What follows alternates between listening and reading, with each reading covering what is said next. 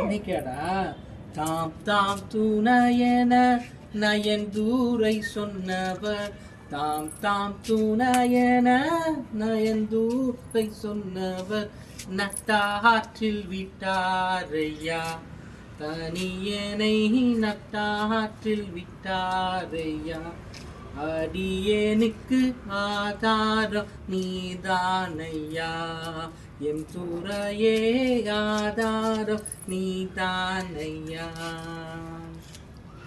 மாதா பிதா என்னை தீராய் மதிக்கையில் மாதா பிதா என்னை தீராய் மதிக்கையில் மற்றோர்க்கு பற்றேனையா எளியன் மேல் மற்றோர்க்கு பற்றேனையா எளியனுக்கு ஆதாரம் நீதானையா என் துறையே ஆதாரம் நீதானையா.